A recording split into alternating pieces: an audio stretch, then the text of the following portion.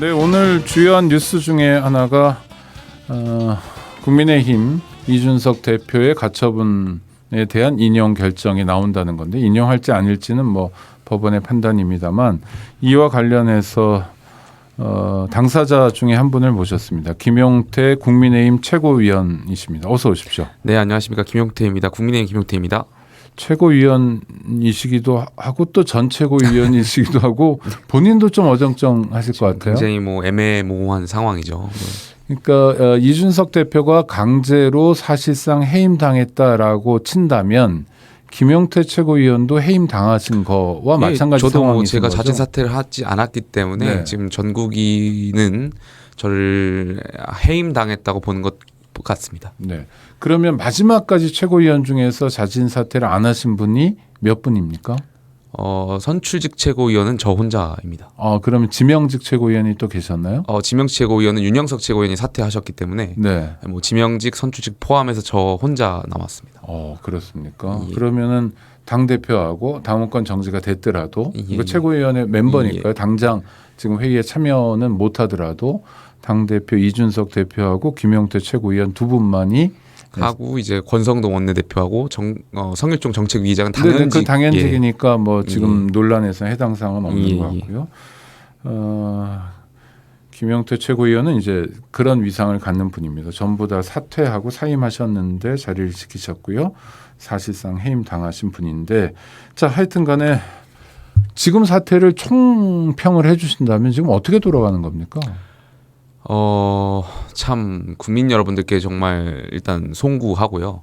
많은 국민들께서는 집권 여당의 무한 책임, 안정에 대한 책임을 원하실 것 같아요. 그런데 지금 집권 여당이 어떤 국정을 제대로 뒷받침하기보다는 말도 안 되는 이제 비상 상황이라는 것을 당권 경쟁 차원에서 비상 상황을 만들면서 국민 여러분들께서 보시기에 굉장히 나쁘끄러운 장면들이 많아서 여기에 대해서 지도부 일원으로서 정말 죄송하다는 말씀 드리고 싶습니다. 지금 하여튼간에 비대위가 만들어진 것 자체는 남들이 볼 때는 비상 상황인 것 같아요. 그전 상황이 비상 상황이냐는 건 이제 약간 논란이 있는 거고요. 그러니까 저는 뭐 주류적 해석, 비주류적 해석이 있는 것 같고요. 우리 헌정사에 네. 집권 여당의 이제 오늘로써 이제 100일이 됐죠. 100일이 된 집권 여당의 비상 상황이 도대체 무엇일까? 헌정사에 없었거든요. 네. 여당이 대통령의 어떤 국정 철학과 국정 운영을 뒷받침하고 협력 관계에 있어야 하는데 본인들이 계속 어떤 비상 상황을 유발해서 비상 상황이라고 말하는 것 자체가 좀 굉장히 비상식적이라고 보고요. 글쎄 그 비상 상황의 원인이 이준석 대표한테 있을지 모르겠습니다. 뭐 징계 상황이라든지. 그런데 그 문제 없다고, 거리가 아니라고, 저희가 사고 상황이라고, 당대표는 다시 복귀할 수 있다고 하면서 의원총회와 저희 최고위에서 직무대행 체제를 추진했죠. 그 과정에서 약 한 달간 윤핵관이라고 불리는 분들에 의해서 이 비상 상황이라는 것이 유발됐는데 거기에 책임 있는 분들은 지금 자리를 그대로 보존하고 있어요. 책임 있는 분은 권성동 원내대표를 염두에 두신 건가요? 포함해서요. 네. 저는 최고위원들 사퇴를 뒤에서 누군가는 작전을 짜서 이 민주주의, 절차 민주주의를 훼손한 그런 윤핵관 분들에게 다 있다고 생각되고요. 이분들은 지금 계속해서 자리를 지키고 있죠. 그렇기 때문에 그러니까 비대위가 출범하기 전까지가 비상 상황이냐 아니냐는 이견이 있죠. 예. 그러니까 어느 쪽에서는 이건 비상 상황이다 규정해서 일을 벌인 거고, 또 김최고 같은 경우에는 이건 비상 상황이 아니다. 예. 그러니까 뭐 사고 상황이긴 하다. 예. 그러나 당이 비상 상황으로 지도부가 전면 교체될 상황 아니다라고 예. 이제 규정하고 논란이 있었던 건데, 하여튼 지금 비대위로 온 상황 자체는 비상 상황 아닌가요? 이건 아주 비상한, 정말 이상한. 비상이라는 게 상식적이지 않은 뭐 아주 특별한 그런 상황이잖아요. 정말 비상 상황이죠. 네. 이제 정말 비상 상황이라고 보고요. 글쎄요, 이제 오늘 대통령께서도 100일 기자회견을 하셨고 앞으로 또 국정 운영을 잘 이끌어 나가야 되는데 지지율은 사실 하락세에 있는 게 사실이고요. 여당이 대통령 국정 운영을 같이 협력해서 나아가야 하는데 비대위가 사실상 이제 출범하게 된다면 잘 할 수 있을지는 잘 모르겠습니다. 네, 비대위 출범과 관련해서 명단이 나왔는데도 벌써 설왕설래가 있더라고요. 그 이전에 그러면 자, 지금 비상 상황인 건 맞다고 치고요. 하여튼 어떻게든 비상 상황. 네. 그 전 상황은 아니다 네, 예, 치더라도 예, 예. 비상 상황. 그럼 이 비상 상황은 어떻게 초래된 겁니까? 원인이 뭐예요? 만약에 여기에 이준석 대표가 원인이 있다고 하면 네. 저는 그 이준석 대표가 윤리위에 징계 받았을 때 7월 초거든요.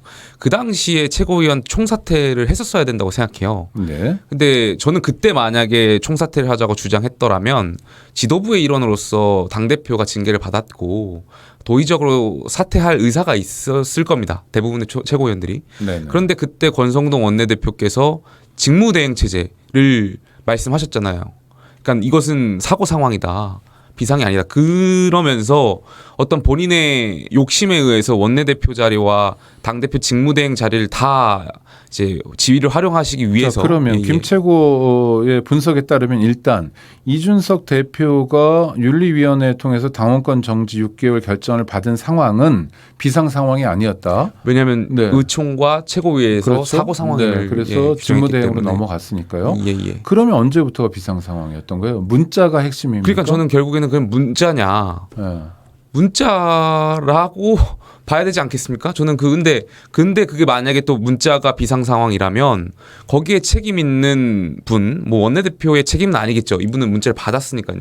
받아서 저 국회 경험도 많은 분이 남들도 볼 수도 있는 상황에서 폰을 꺼낸 것 자체도 네네. 책임 아닌가. 그래서 일부러 노출했냐 이런 논란도 뭐 있었죠. 그럼에도 불구하고 어쨌든 이분이 노출을 당했으니까 네네. 이분에게 책임을 물어서 비상 상황이냐 이것이 네. 라고 봤을 때 원내대표 재신임 받으셨잖아요. 네. 그럼 그것도 비상 상황이 아니라는 말이죠. 그럼 문자를 보낸 대통령 뭐 여기 책임이 있는 겁니까? 어떻습니까? 뭐 대통령께서도 여기에 대해서는 저는 입장 표명하셔야 된다고 생각했는데 네. 왜냐하면 당 대표가 어떤 보여줬던 어떤 성찰의 목소리, 물론 표현 방법에 있어서의 많은 국민과 당원들 호불호가 있긴 하지만 이 부분을 정말 내부 총질로 인식하셨던 것인가 아니면 정말 그렇게 인식하셨더라면 지금은 어떻게 생각하시는 것인가? 또 향후에 여당 내에서 자성의 목소리가 나왔을 때는 어떻게 인식하실 것인지에 대해서는 많은 국민과 당원분들께서 대통령의 인식을 궁금해하실 것 같아서 여기에 대해서 입장을 좀 말씀해 주실 필요가 있다고 보는데 여하튼 이 문자로 인해서도 결국에는 원내대표는 재신임을 받았기 때문에 전 비상 상황이 이 문자도 아닌 것 같아요. 그럼 도대체 왜 무엇이 비상 상황이냐라고 말하는데 그러면 지금 비상 상황은 비대위가 구성된 상황밖에 없는 거네요. 그렇죠. 예, 저는 그렇게 생각합니다. 예. 그러면 되게 이상한 상황인데. 제가 그래서 비상식 상황이라고 말씀드렸는데. 비상식 상황, 그렇죠. 비상 상황.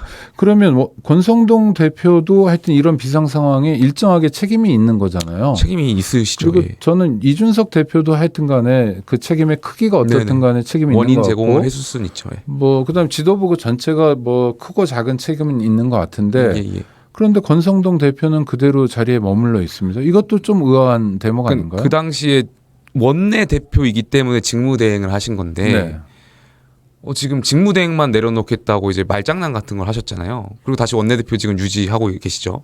그리고 또 재신임을 받고 비대위에 또 당연직으로 활동하신다고 합니다. 그러니까 많은 국민들께서 이 상황을 보실 때 어떻게 인식하실지 잘 모르겠습니다. 이 상황을. 그러니까 정말 국민들이 웃을 일이 없어서 여의도가 웃길 일을 드리려고 지금 이런 근데 일들을 하는 잘 건지. 웃기지는 않아요. 좀 어이없긴 한데. 네. 좀 지금 상식적으로 제가 언론에서 어제 이런 표현을 썼는데 진짜 트루먼 쇼를 보는 것 같아요. 한 달 동안 모두가 비상 상황이라고 저는 비상 상황인 게 납득이 가지 않는데 비대위를 가기 위해서 비상 상황을 만들어 놓고 이런 상황이 이제 책임 있는 분들은 다 자리를 그대로 보존하고 있으니까 이게 도대체 무슨 상황인가 좀 그런 답답함이 있죠. 이준석 대표는 기자회견을 통해서 오로지 자기 자신을 쫓아내기 위해서 당대표 하나 쫓아내자고 이런 상황을 만들었다. 김영태 최고는 어떻게 판단하십니까? 뭐 저는 일부 동의하고 뭐 그 부분에 있어서 제가 물론 최고위원직을 사퇴하지 않는 이유가 당대표를 지키기 위한 것은 절대 아니기 때문에 네. 뭐 그 과정에서 당대표를 쫓아내기 위한 그 과정에서 절차민주주의를 훼손했기 때문에 저는 반대의 목소리를 계속 내고 있었던 거고요. 대표의 기자회견에서 말씀하신 것처럼 어떤 지도부를 와해하고 당대표를 쫓아내기 위해서 이런 행태들 말도 안 되는 절차 민주주의가 훼손되는 행태들을 보인 것은 사실이죠. 그래서 너무 안타깝습니다. 저는. 그런데 굳이 쫓아내야 될 이유는 뭔가요? 뭐 그거는 윤핵관 분들께 이야기를 들어봐야겠지만 저희가 모시려고 하는데 잘 안 나오시더라고요. 네. 당권 경쟁이지 않을까에 대한 생각이 있고요. 이거에는 연장선상에는 내후년에 있을 국회의원 공천 권한이 연동되어 있지 않을까. 아니, 그러니까 민주당 같은 경우에 전당대회를 하면 당대표 임기가 2년이니까 내후년에 있는 총선에 영향을 네네. 미치죠. 네네. 누가 되든지 간에. 근데 이준석 대표는 지금 상황에서 공천에 영향을 미칠 수는 없잖아요. 뭐 혁신이라 내년 6월까지인가 그렇죠. 원래대로라면. 예, 예. 네. 뭐 혁신이라든지 공천의 어떤 시스템을 바꿔놓을 수 있을 듯한 그런 저희가 지도부에서 혁신위를 출범시키면서 네. 그런 활동도 했었고 또 이준석 대표가 연임 가능성에 대한 여론조사도 높았기 때문에 연임이요. 네. 이런 것에 있어서 윤핵관 분들께서 좀 공천을 염두에 두고 당권 경쟁에 좀 몰입한 것 아닌가. 그러니까 국민들이 봤을 때는 답답하시겠죠. 연임도 있고 그때 대변인 선출할 때인가요? 예, 예. 뭐 그 슈퍼스타 뭐 이런 방식으로 했었잖아요. 예, 예. 그런 것도 정치를 소위 안정된 지역구에서 오래 하셨던 분들은 조금 걸리적거렸달까, 뭐 신경 쓰였달까 이렇게 볼 수도 있는 대목이겠네요. 뭐 그런 대변인 선출 방식에 대해서는 저는 뭐 신경 쓰였을 거라고 생각하진 아니 않는데 그걸 지역구 국회의원 공천을 그런 식으로 한다거나 그런 식으로 하면 한다면 예, 예. 네, 뭐 그렇게 만약 경선으로 하신다고 혁신한다면, 한다면 네. 경선이든 뭐 전략 공천이나 단수 공천을 좀 많이 줄이고 네. 경선으로 간다면 여기에 대해서 반대하는 기득권 의원분들도 있을 수 있죠. 오늘 가처분 신청 어떻게 나올지는 뭐 결과를 뭐 봐야만 알겠죠. 지금 네. 뭐 남부지방법원 풀로 이제 이야기가 나오는데 오늘 중에는 결정이 안 될 가능성이 높다고 이제 합니다. 그래서 그래요? 조만간 빠른 결정을 하겠다 정도만 네. 이제 이야기가 나온 것 가처분 같습니다. 보통 당일날 나오고 그러는데 아마 무거운 판사께서도 문제여가지고 네. 재판장께서도 아마 많은 고민이 있으시겠죠. 저희가 헌정사상 정말 초유의 상황이고 이 기각이냐 인용이냐 따라서 집권 여당의 많은 혼란과 또 굉장히 많은 국민들께서 이 사건을 굉장히 지켜보고 있기 때문에 재판장께서도 굉장히 좀 부담감이 있을 거라고 봅니다. 하여튼 김영태 최고위원은 이제 선출직 최고위원으로서 당내 지도부로 활동하셨는데 네. 이제 해임이 되셨어요. 앞으로는 어떻게 지내실 생각이셔요? 저는 어쨌든 정치인은 선거로 심판을 받고 평가를 받아야 된다고 생각하기 때문에 다시 한번 뭐 당원들의 선택을 받을 수 있는 자리가 있다면 거기에서 좀 평가를 받을 수 있는 오늘날의 저의 행동에 대해서 평가받을 수 있는 기회가 있다면 그 기회를 좀 준비하려고 합니다. 네. 그러면 이준석 대표나 김영태 최고 같은 경우에는 같은 연배, 이를테면 20대, 30대 또는 40대 이런 분들의 지지를 많이 받고 있다 이렇게 흔히 알려져 있는데 이준석 지도부가 무너짐으로써 그분들이 당내에서 동요하고 있다든지 또는 뭐 이를테면 배신감을 느꼈다든지 하는 것도 지금 찾아볼 수 있나요? 배신감은 좀 굉장히 극단적인 네네. 상황인 것 같고요. 지금 저는 저희 국민의힘이 세대 교체 과도기에 있다고 생각해요.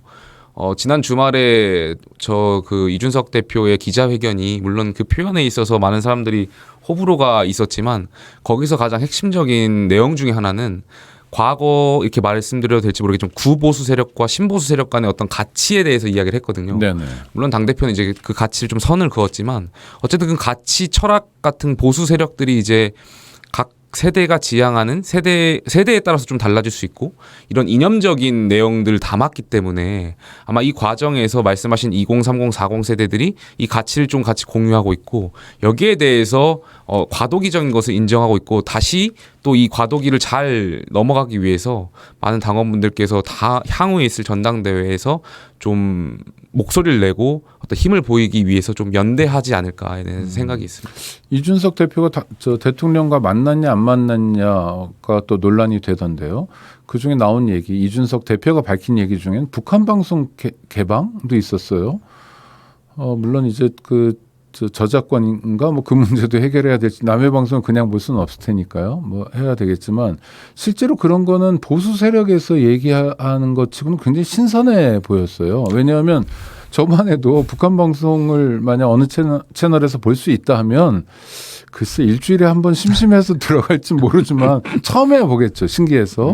그렇지만 콘텐츠 차이가 너무 나서 별로 안 보게 될 것 같고 그런 게 오히려 뭐 우리가 지금 북한하고 체제 경쟁할 상황은 아니지만 오히려 대한민국이 자신감을 좀 가질 수 있는 하나의 계기 뭐 그런 면에서 전 신선하게 들렸는데요. 김채고는 어떻게 판단하세요? 그러니까 흔히들 말하는 구보수라고 하는 분들 이분들은 굉장히 6.25 전쟁을 거치면서 반공 이데올로기 속에서 살아셨고 전 또 이분들이 이해가 가거든요. 근데 이제 이준석 대표가 이제 새로운 보수는 자유를 기반으로 해서 이제 말씀하면서 표현의 자유를 강조하면서 북한 방송을 좀 이야기했잖아요.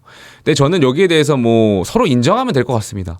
뭐 대표는 이제는 바뀌어야 된다고 말씀하셨지만 뭐 과거에 선배들께서 살아오신 환경에 대해서 이분들 왜 반공 이데올로기를 가질 수밖에 없었는지에 대해서는 그냥 인정하고 이해하면 되고요. 또 말씀하신 대로 앞으로 저희가 나아가야 할 세상에 대해서는 말씀드린 대로 뭐 북한 방송 같은 게 표현의 자유로서 많은 국민들께서 보고 여기에 대해서 있는 그대로 그냥 평가하고 하는 것도 또 하나의 자유잖아요. 그러니까 이런 것들이 가치 경쟁하는 거에 있어서 저는 글쎄 저희 국민의힘에서 더 많은 이런 철학적인 이야기들이 나오면 더 좋지 않을까 생각합니다. 또 하나는 국민의힘 일부겠지만 뭐 대통령실의 유력 인사도 그랬대지만 뭐 극우 성향의 유튜브에 출연한다든지 또는 뭐 4.15 총선 부정선거라는 주장을 함께 한다든지 뭐 이러면서 약간 눈살을 찌푸리게 하는 측면도 있는데 그런 면에 대해서는 어떻게 판단하셔요? 저는 대통령실에서는 너무 극단적인 생각은 좀 배제하는 것이 맞지 않나 생각됩니다. 늘 국민을 바라봐야 하고 늘 그 속에서 상식을 바라봐야 하기 때문에 좀 상식과 괴리되어 있는 어떤 주장이라든지 이런 것은 좀 지양해야 되지 않나 생각합니다. 네. 대통령 취임 100일입니다. 지지율이 상당히 안 나오고 있고 더 큰 문제는 반등할 만한 계기 오늘 좀 있었으면 했는데 그런 것도 좀 잘 안 보이고요. 어떻게 하면 좋을까요? 저는 저희 대한민국이 헌법에서 나오는 게 대통령제입니다. 그렇기 네. 때문에 저희가 집권 여당이고 집권 여당은 대통령의 국정 운영을 뒷받침하고 협력하기 위해서 잘 협력해서 나가야 되는데 결과적으로 저희가 많은 국민들께서 윤석열 정부를 사랑하고 또 이것을 이어나가게 하기 위해서 굉장히 옳은 소리랑 뭐 일종의 말하면 쓴소리라 할까요? 이런 것을 많이 직언을 하고 하는데 결과적으로는 대통령께서 이것을 들을 준비가 되셔야 된다고 생각해요. 그러니까 네. 대통령께서 지금 바뀌시지 않으면 결과적으로 대통령제이기 때문에 뭐 저는 바뀔 수 있는 상황이 없다고 보고요. 그래서 정말 대통령께서 이 상황을 인지하시고 정말 직언이라든지 옳은 소리 하는 것에 대해서 정말 저분들이 당과 나라와 국민을 위해서 목소리 내신다는 것을 좀 인지해 주셨으면 좋겠고 여기에 좀 국민의 어떤 부름에 응답을 해 주셨으면 좋을 것 같습니다. 그러니까 국민들 입장에서 오늘 이준석 대표 관련 질문과 답변도 있었는데 나는 옛날부터 정치인의 발언에 대해서는 뭐 코멘트를 안 한다. 그리고 이제 내부 총질 문자를 우리가 봤잖아요. 네네. 이런 건 약간 이중적이어서 사실은 대통령의 발언이 대통령의 지지율을 좀 더 떨어뜨리는 효과가 있는 것 같아요. 이런 면에서 조언이 필요하지 않을까요? 아마 대통령께서 그 이준석 대표 기자회견을 이제 말씀을 하시면 또 다른 불필요한 논란이 날까봐 아마 그렇게 네네. 말씀하신 것 같은데 저는 그 부분은 좀 아쉽죠. 왜냐하면 입장 표명이라든지 이번 100일 기자회견에서 대통령도 사람이시고 정말 본인께서 어떻게 생각하셨는지에 대해서 정말 허심탄회하게 말씀하셨으면 많은 국민들이 더 이해하시지 않았을까. 뭐 예를 들면 생각이 유감스럽다, 뭐 있습니다. 좋은 모습 보여드리지 못해서 죄송하다, 하여튼 당이 잘 나갔으면 좋겠다, 저도 노력하겠다라는 말씀이라도 하셨다면 그 중간 점수는 받지 않았을까 싶은데 하여튼 김영태 최고위원 앞으로도 정치인으로서 가야 할 길이 멀 텐데요. 네, 좋은 일 또 보람 있는 일 있기 바랍니다. 오늘 인터뷰 감사합니다. 네, 감사합니다.